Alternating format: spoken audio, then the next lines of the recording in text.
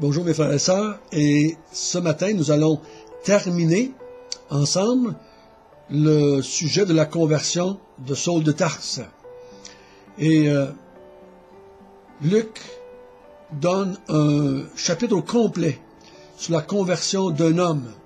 Ça nous montre à quel point cet homme va devenir important, il va prendre beaucoup de place dans la suite de l'histoire. Donc ce matin, nous allons regarder encore une fois comment Dieu a intervenu dans la vie de Saul, et qu'il l'a appelé à devenir croyant, et qu'il va l'appeler aussi à devenir un outil pour lui afin de glorifier son nom. Prions ensemble.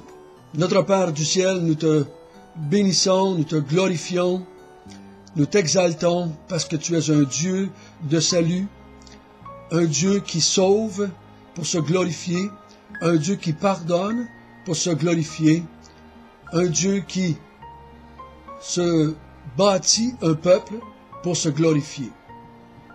Tout a été fait par toi et pour toi.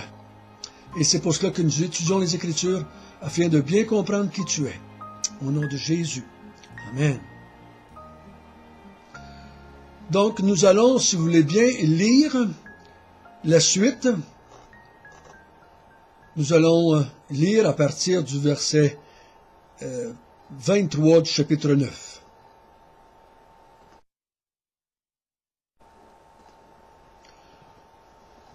Au bout d'un certain temps, les Juifs se concertèrent pour le tuer, et leur complot parvint à la connaissance de Saul.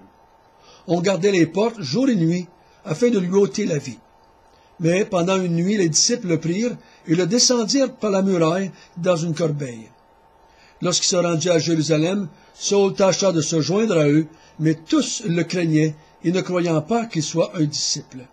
Alors Barnabas, l'ayant pris avec lui, le conduisit vers les apôtres et leur raconta comment, sur le chemin, Saul avait vu le Seigneur, qui lui avait parlé, et comment à Damas il avait prêché franchement au nom de Jésus.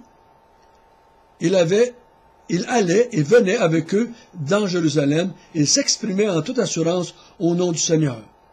Il parlait aussi et discutait avec les hellénistes, mais ceux-ci cherchaient à lui ôter la vie.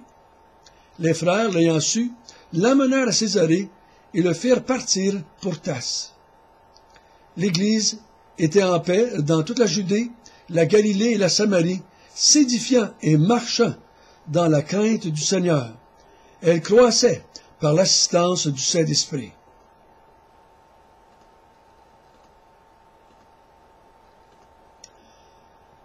Donc, Saül a été sauvé sur le chemin de Damas pendant qu'elle allait persécuter les croyants. Jésus lui apparaît. Ananias vient envoyé par le Seigneur Jésus afin de lui imposer les mains et qu'il puisse être baptisé du Saint-Esprit, qu'il puisse être sauvé, qu'il puisse être pardonné et qu'il puisse œuvrer pour le nom du Seigneur Jésus-Christ. Et dans cette, Ananias lui a dit que Jésus avait dit qu'il souffrirait beaucoup pour lui. Et c'est un exemple qu'on a ici ce matin, que l'apôtre Paul va souffrir beaucoup de la part de ses contemporains.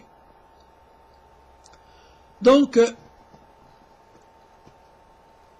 au verset 22, si on recule d'un verset, il dit « Paul se fortifiait de plus en plus et confondait les Juifs qui habitaient à Damas, démontrant que Jésus est le Christ. » Donc, Paul était à Damas et il confrontait, il argumentait, il débattait avec les Juifs de la synagogue probablement, et il démontrait par les Écritures que Jésus était le Christ, le Fils de Dieu. Et ça les a mis en rogne, comme vous pouvez bien l'imaginer. Donc au verset 23, au bout d'un certain temps, les Juifs se concertèrent pour le tuer. Donc qu'est-ce qui arrive? Les disciples se mettent avec lui et ils prennent un panier, probablement assez gros, avec des câbles, et ils le descendent par la muraille afin qu'il puisse s'enfuir. Où est-ce qu'il va? Il s'enfuit vers Jérusalem. pour aller rejoindre les disciples qu'il y a là. Donc, Damas, Jérusalem, long voyage, plusieurs jours, peut-être quelques semaines même, avant d'être rendu à Jérusalem. Rendu là, il veut se joindre au groupe de croyants. Mais vous savez, il était au pied de Étienne quand il a été lapidé. Il a demandé des lettres pour persécuter. Il a persécuté l'Église à Jérusalem. Il a persécuté l'Église dans la Judée. Il a persécuté l'Église en Israël. Et ensuite, il a persécuté l'Église jusqu'à Damas, jusqu'en Syrie. Donc, personne ne lui faisait confiance. Les gens pensaient qu'il jouait un tour. C'était impossible dans leur cœur et dans leur tête que cet homme, si en colère contre la foi chrétienne, puisse se convertir. Barnabas l'approche et il parle avec lui. Et Paul lui raconte qu'est-ce qui s'est passé. Et Barnabas le croit. Et qu'est-ce qu'il fait? Il l'emmène et il le présente aux apôtres. C'est très important ici. On peut faire un paquet de choses alentour de ces petits versets-là, mais le plus important, c'est que Paul va être présenté aux apôtres. Il va recevoir l'approbation des apôtres. Il va recevoir une accréditation. Il va être approuvé, accepté par les apôtres. Et comment est-ce qu'on peut savoir ça dans le texte? C'est qu'il se promène avec eux. Eux, ici, c'est les apôtres. Au verset 28. Et il s'exprimait en toute assurance au nom du Seigneur Jésus. Donc, il est accepté. Tant qu'on va le voir réapparaître au chapitre 12 et 13. Et 11, je pense aussi 11. On n'a pas besoin de se poser la question, est-ce que les apôtres l'acceptent? Ils l'acceptent. Les apôtres ont l'autorité, on se souvient, ils ont l'autorité dans l'Église. Même Paul va se soumettre aux apôtres, du côté doctrinal, du côté spirituel. Il va des fois être en désaccord avec leur fonctionnement. Il va être en désaccord avec ce qu'ils vont dire des fois. Mais il va se soumettre, de façon générale, aux apôtres. Encore une fois, il se met à proclamer l'Évangile. Il le fait d'une façon il débat encore une fois avec les hellénistes. Et encore une fois, on le cherche pour lui ôter la vie. En quelques versets, dans deux villes différentes, les gens cherchent Saul pour le tuer. Donc, qu'est-ce que les frères font? Ils vont le faire monter jusqu'à Césarée, en Samarie, et ils vont le laisser partir pour Tarse, en Cilicie. C'est là qu'on va le retrouver, au chapitre 11, je crois. Barnabas va aller le chercher, là, pour travailler dans l'église d'Antioche.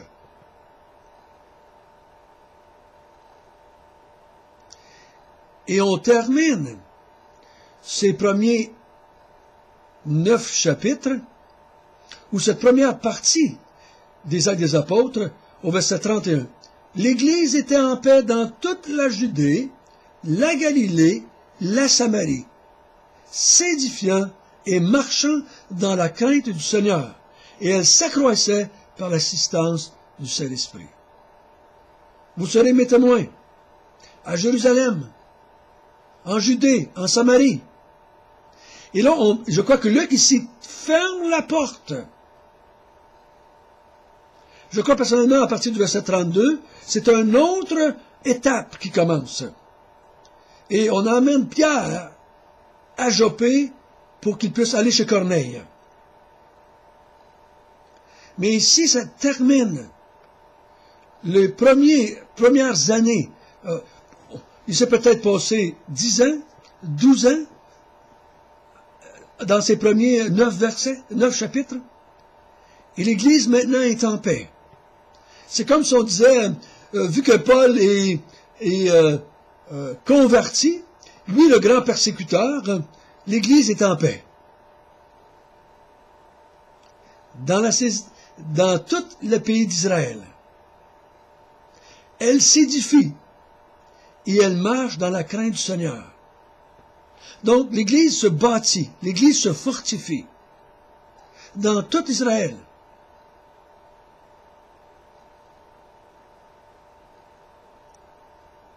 Et elle s'accroît par l'assistance du Saint-Esprit. Et je crois que s'édifier, elle marchait dans la crainte et elle s'accroissait. Toutes les trois se font par l'assistance du Saint-Esprit. Jusqu'à date, mes frères et sœurs, ce que nous avons vu,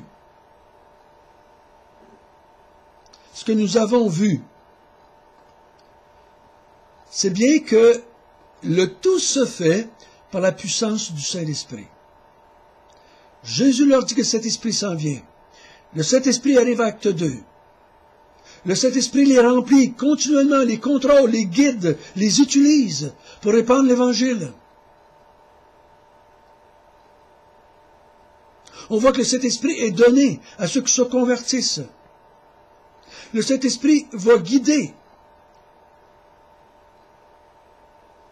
les premiers chrétiens à se répandre jusqu'en Samarie et en Judée, et probablement jusqu'en Syrie, dans leur persécution, parce qu'on retrouve des chrétiens en Syrie, quand Paul arrive. Et le Saint-Esprit, maintenant, va aller chercher l'apôtre Paul, il va le convaincre, il va l'amener à se repentir, à croire, et à se tourner vers Dieu pour être un instrument de Dieu, pour aller atteindre les non-croyants.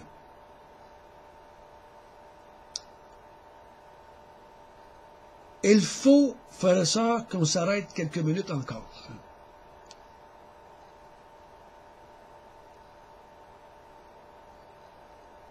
On peut faire des beaux programmes dans nos églises. On peut faire des belles réunions d'affaires. Et on peut faire toutes sortes de planifications. Et c'est correct. Mais frères et sœurs, il ne faut pas se fier là-dessus. Il faut se fier sur l'Esprit Saint. Il faut croire que l'Esprit Saint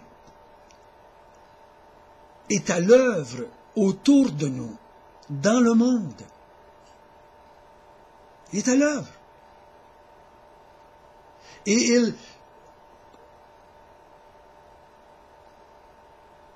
il va aller chercher les élus en utilisant ses enfants, en utilisant le peuple de Dieu. Nous sommes ses instruments et c'est lui qui nous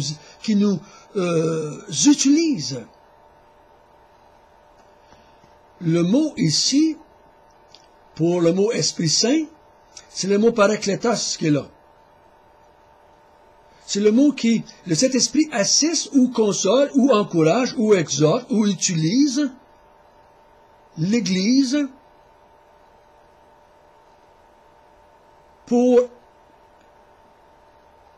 emmener l'Église à annoncer la résurrection du Seigneur Jésus-Christ, à annoncer la bonne nouvelle du Christ et à glorifier Dieu et son Fils Jésus. C'est l'Esprit qui fait l'œuvre par l'Église. Il fait l'œuvre dans l'Église et par l'Église.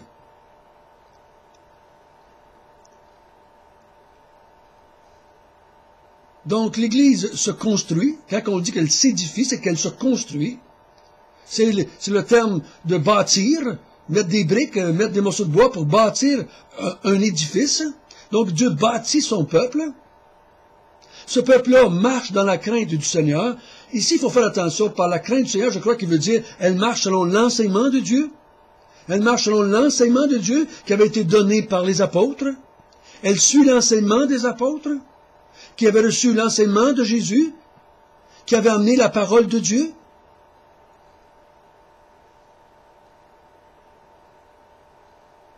Et elle s'accroît.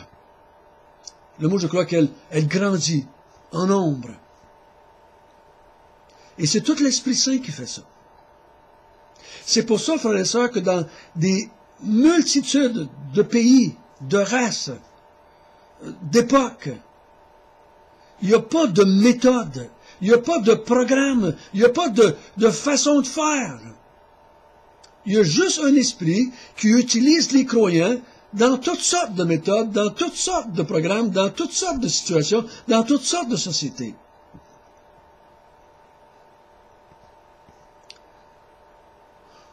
Il faut apprendre à se fier à l'Esprit Saint, qui va nous conduire. Vous savez, dans l'Ancien Testament, comment est-ce qu'on peut savoir que Dieu est souverain aujourd'hui dans le monde? Comment est-ce qu'on peut savoir que Dieu règne dans un monde si corrompu dans lequel nous vivons? Un monde si perturbé. Comment est-ce qu'on peut savoir que Dieu règne dans des pays où il y a des dictateurs? Comment est-ce qu'on peut croire que Dieu règne malgré Hitler et Mussolini? C'est parce que quand nous allons voir dans l'Ancien Testament, nous voyons Dieu le faire. On voit Dieu utiliser des hommes, des peuples, des pays, des rois, de toutes sortes d'envergures. Il utilise Babylone, il utilise la Syrie. Il utilise David, il utilise Salomon. Et des fois, il utilise des pays pour bâtir Israël. D'autres fois, il va utiliser d'autres pays pour détruire Israël. C'est lui qui contrôle tous les pays, qu'ils soient croyants ou non croyants, qu'ils soient juifs ou non juifs. Donc, à cause de ce qu'on voit là, sans voir aujourd'hui, nous croyons que Dieu le fait. De la même manière, quand on voit dans ces premiers 9 chapitres l'intervention du Saint-Esprit pour guider l'Église, pour remplir des hommes et des femmes d'Esprit Saint, et les utiliser pour parler dans toutes sortes de situations, pour les amener à être capables de confronter la mort s'il le faut. L'Esprit Saint qui va régénérer, qui va transformer la vie d'hommes comme Paul. Même si aujourd'hui nous ne voyons pas, nous croyons. Nous croyons qu'il le fait. Nous croyons qu'il va susciter dans le cœur de ses enfants, d'aller faire ce qu'il veut faire. Donc l'Église est en train de se bâtir au Québec. Elle est en train de s'édifier. Elle marche dans la crainte de Dieu. Et elle s'accroît par l'assistance du Saint-Esprit. Je crois cela personnellement. Même si on dit, selon nos statistiques, qu'on était en croissance, décroissance, l'Église croit à la vitesse que l'Esprit Saint veut la faire croître. Ça peut être 2000, ça peut être 3000, ça peut être un homme comme Saul sur le chemin de Damas, excusez. Ça peut être des petits groupes comme des gros groupes. L'Église croit à la vitesse que le Saint-Esprit veut bien qu'elle croisse.